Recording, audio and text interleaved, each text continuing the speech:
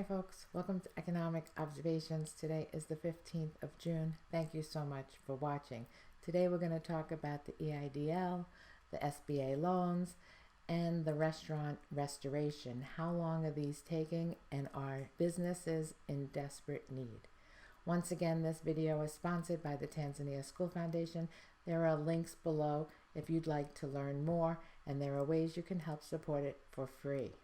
Tanzania School Foundation provides a quality education to children born into dire poverty. Let's get started. The EIDL process is taking much longer than businesses desire. Loans are being processed at a snail speed. If people applied for a loan or a modification to their existing loan, the process can take a total of approximately 3 months. Once you file for the loan, the SBA sends your information to the IRS for an audit check. The IRS will send all the tax returns and all the necessary documents back to the SBA, and the SBA is reporting that that is going to take approximately 30 days for them to process and for you to get funded. It is being held up at the IRS, and that process too can take anywhere from 30 to 50 days. We are looking at a 3-month payout from when businesses applied. The EIDL targeted grants are going out by invitation via email to a number of businesses. Our small nonprofit received an EIDL targeted grant invitation back in April, but we did not act on it right away due to the fact that the low-income community stipulation. We filed for it, and within 24 hours we were rejected due to the fact that we're not in a low-income neighborhood. However, across the street from our mailing address is a low-income community. Also, it is our mailing address. It is not our physical address. It is not where any of our assets are stored. Our assets and computers and office where we actually work is in a low-income community. So we asked for a reevaluation. We have not heard anything back from the SBA, and that was on May 20th that we requested it. However, we did receive another invitation to apply for the targeted grant through a different email address for the same nonprofit. We filed for that under our physical address.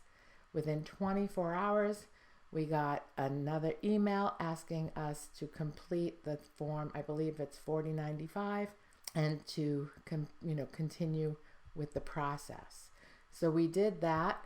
I'm going to say that was approximately early June. It's been about 3 weeks. We haven't heard anything back. It is in submitted status. We filled out all the paperwork, but again, it goes to the IRS for vetting. And once it comes back from the IRS, the SBA is giving that same timeline as the loans. So it is another 3-month process approximately. They are increasing the number of applications and loans processed, but it is taking a long, long time. My husband got an invitation for the EIDL targeted grant. He has a small business. It was affected last year. There was an 8-week period where he earned significantly less money within the thresholds of both the targeted advance and the supplemental targeted advance. I went through all his financials for him. We put it out on a spreadsheet. He inputted all the information. He had to answer a bunch of questions. And folks, when you're filling out these EIDL targeted advance grants, please read all the questions carefully. Question 1 is, are you a legal resident or a citizen? You check yes. The second question, very deceiving. My husband only read half of it. It said, do you own 50% of this business? He hit yes. The second half of the question said, and are you delinquent more than 60 days in child support? He didn't read that. He just read the first half. He hit yes, and then subsequently no for all the other questions. It's like, if you are incarcerated, are you a farm? Do you work for the government? Are you a lobbying company? All these things. Within 30 minutes, he got an email back from the SBA saying sorry, you do not qualify because you are more than 60 days delinquent on child support. He had to go back and send an email for reevaluation. And again, this is going to take some time. Remember, we asked for a reevaluation back on May 20th. We have not heard back from anybody, but we had a workaround under a different email address, and it's processing. So we have one email address requesting a loan and the other email address asking for the targeted EIDL grant. So let's hope that doesn't screw anything up. The Restaurant Restoration Fund is out of money. There are $50 billion worth of requests sitting with the SBA, and Congress right now is looking to add additional funds. It's something like the Restaurant Restoration Replenishment Fund, and they're looking for $60 billion so they can finalize those $50 billion that are in request, and an additional $10 billion for those that haven't requested anything. We know that the price of food has gone up dramatically.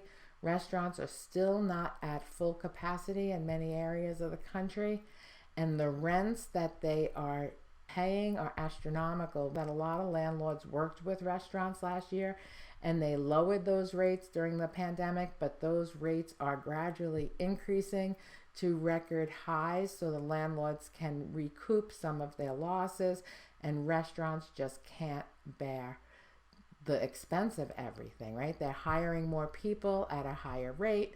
The food is more expensive. Their rents are going up. And I see that restaurants are going to close by the thousands across the country if this isn't brought up and a replenishment fund isn't made. So we have a lot of things going on here. We have a lot of small businesses. When I talk small business, I'm talking about micro businesses, right? Micro businesses where they have one or two, or that's it. You know, they run their business and they've just been really, really hurt. So they haven't been able to recoup their living, and they are still on some of the unemployment and trying to get their business back and up and running. So I was listening to a woman talk about her ice cream business in the western part of Massachusetts. She can't find blackberries. She needs it to make her signature flavor ice cream, and the price of blackberries has risen exponentially. She also said that she's being hit hard still with the pandemic because a lot of people that bought her ice cream were families, and we know that young children haven't been vaccinated yet, and some parents are taking the necessary precautions. So we still have this hyperinflation, whether it be temporary or permanent is yet to be seen, but we have businesses in dire need, and the SBA is saying that it takes approximately 3 months. They won't give you a time frame when you call them, but there are emails that you can contact and they can give you a little bit more depth. But folks, this is desperate times. It costs money to reopen, money people don't have, and they are living on the edge, and the SBA really, really needs to get things moving quickly and quadruple the number of loans that are being processed every day. Right now, I think it's about 2,000 every day, and it's not enough. There are also talks about loan officers quitting, so you can be working with a loan officer and all of a sudden they are gone and you have to be reassigned and kind of start the process all over again. So we are still in challenging times. I know some businesses are thriving. A lot of people say the recovery here, everyone is doing well again, and that is just not the case. Just look at the $50 billion in restaurant restoration funds that haven't been allocated because there's no more funds. There's also no more funds in the PPP loans. Government needs to help more people, and they couldn't do it fast enough. So we still have a long way to go. All right, signing off for now. Thank you so much for watching. As always, I appreciate you. Please hit subscribe or like this video to help grow this channel, and I'll talk to you real soon. Have a great day.